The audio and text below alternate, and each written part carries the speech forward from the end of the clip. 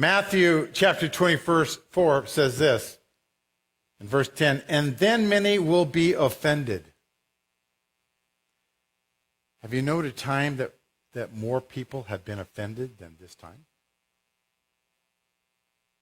Then many will be offended, will betray one another, will hate one another. It's not disagreement about topics and politics, and there's actually a genuine hate and anger towards one another. Then many false prophets will rise up and deceive many, and because of lawlessness, that it will abound. Because of this attitude, because of this spirit, and what is the spirit of lawlessness that reigns in Revelation? It's the spirit of the Antichrist.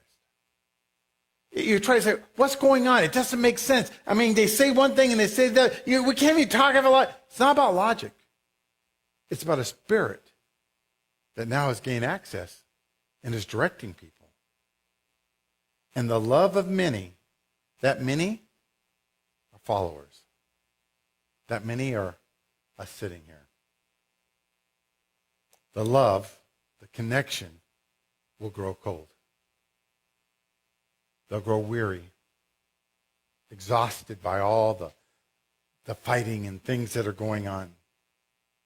But he who endures to the end will be saved. In this age of offense, where you can't say anything, you got to be careful what you post. You got to be careful about how you phrase things. I mean, anything that you have to say, even if you like something, I mean, it could cause it to go viral, and you could be attacked and blocked and shut down and all types of things. But the question I want to get to is this one right here.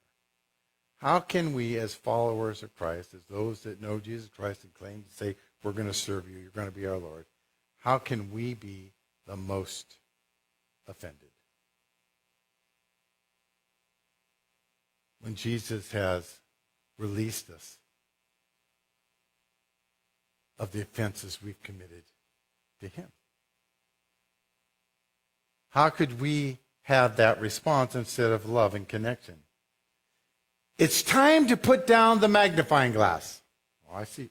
Oh, you know. And pick up the mirror. Oh, well, that's okay. That's not too bad. And instead of us looking to change others, we should look at ourselves deeply and say, where do I need to change? Where am I still having problems? We must fix ourselves if we're going to lead, if we're going to affect, if we're going to help anyone else. Even if we're going to be able to connect in love, because you can't connect in love. Before we can address others, we have to look at ourselves, or we're going to project our issues, our problems, our fears, our walls upon them. And that's not healthy.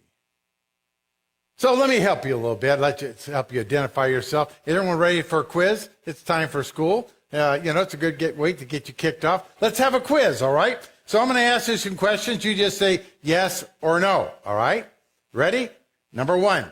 Do you feel compelled? Do you feel like that you have to tell your side? It's important that you're heard.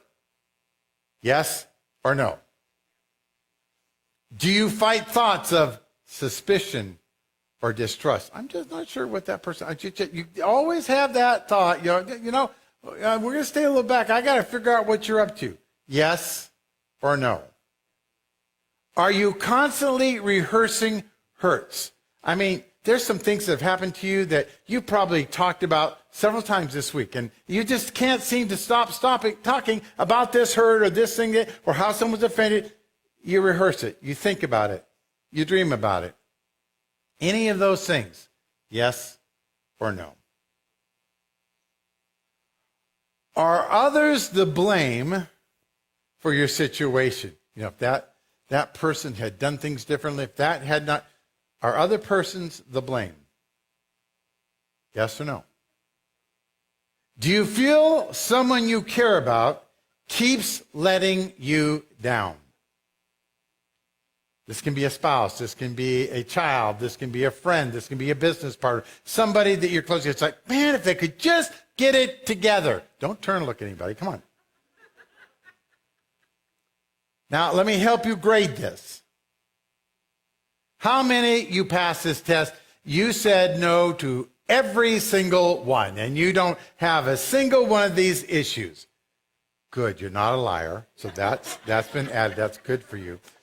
Okay, let's start with a number. How many have at least one of these issues? Just raise your hand. Okay, for those that have one and any other number, you have offense. That's what it means. There's a hurt, there's a wound, there's an offense.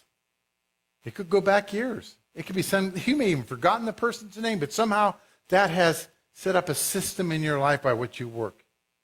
Matthew 12:25 says this, Jesus knew their thoughts.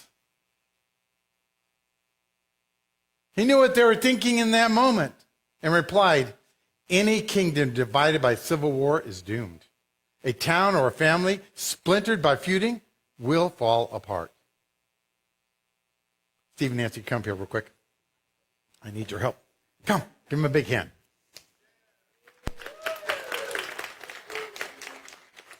Just come up here on the platform, yeah, so everyone can see you. Come on down. Come a little closer. Don't worry. So, love is connection, being in relationship. You see they have some problems already starting off, don't we? But the enemy comes to separate. I'll put you on this side, Steve. With offense. And small things crop up.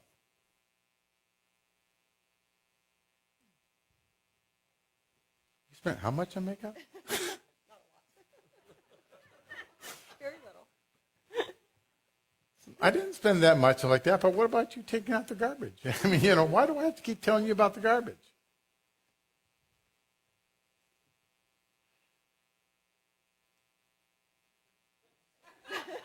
I know there's a word you argue about. There's a special for them, but what's in, what's out, all that stuff. But we have these things that are offenses. And Satan tries to come in and cause a separation. Let's give him a big hand.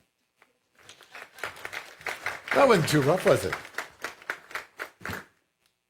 So pull out your notes, follow along with me. Inside, number 1 says, the enemy knows offense, that's the word you want to write, offense breaks connection. If I'm upset with you, if I'm angry at you, if you've done something I feel that is a problem for me, that creates offense. Now, Matthew 5:21 through 22, the verses that are in the front of your notes, it says, you have heard that your ancestors were told, you must not murder. Now, okay, as long as you don't murder somebody, it's okay. That's what we believe. It's Big Ten, commandments, thou shalt not murder, all right? As long as I don't kill you, I'm okay. You've heard that said, right?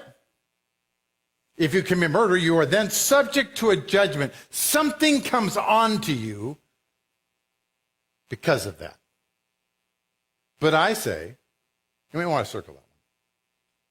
But I say, who's saying? Jesus. He says, but I say, if you're even angry with somebody, you mean those jerks that got in my way in the freeway, if I'm angry with them? If you're angry with someone, you are subject to judgment. This isn't God going to come and beat you over the head. That's it. You bring something upon yourself that limits you, that keeps what's best for you, that stops connection. A judgment. If you call someone an idiot, stupid, dummy, any of those forms, if you call someone that, now I know none of us have ever gotten upset with anybody and just said something, all right? you are in danger of being brought before the court. There's all types of courts besides civil and criminal. There's the courtroom of heaven, where God, the Ancient of Time, sits there and the accuser accuses you. That's a higher court. We kind of dismiss this whole section because it's, it means I did something really bad. No, if you have an offense, if you're angry, if you call them stupid, and if you curse someone, you are in danger of the fires of hell. You know what cursing is? Not just cussing. It is actually cursing somebody. You are a fool. You're always going to be a fool. That's a curse. You're not good enough. Who are you? The words we say bring life and death. That's the death part, the cursing part. Now, how many people here are going, oh, man, I had a bad week. Last week really wasn't so good. Offense is a feeling often of betrayal. That's why it's so personal. Someone close to us often has done something and we feel they meant it. They weren't thinking. They think little of us. Divorces happen because of offenses that aren't dealt with, and they pile up.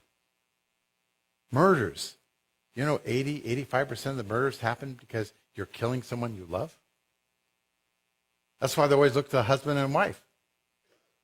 It's a personal thing. Civil war. Brother against brother. Someone in the church. Or it can be a broken expectation. You expect somebody to respond a certain way. You expect people to be normal. A lot of that's going on as we're looking at our government, as we're looking at, well, come on, don't you have a brain? Aren't you normal? We find all this anger and all this stuff coming up. The person doesn't respond the way we want.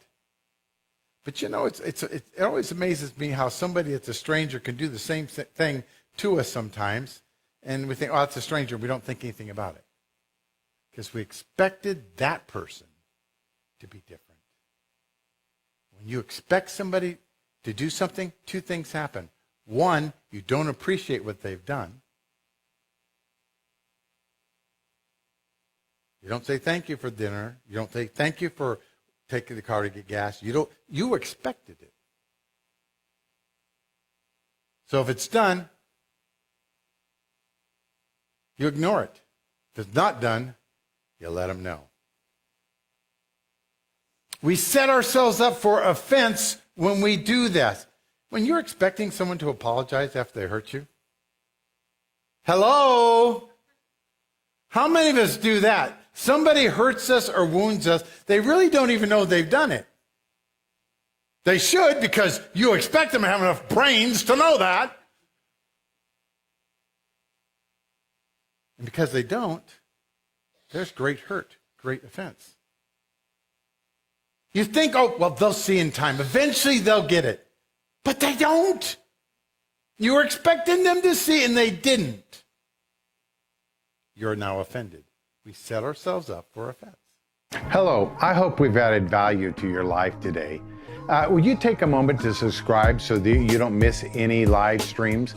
And then the other thing I want to let you know is share this with a friend. And just remember, every Sunday you can be with us live. Thanks for sharing this moment.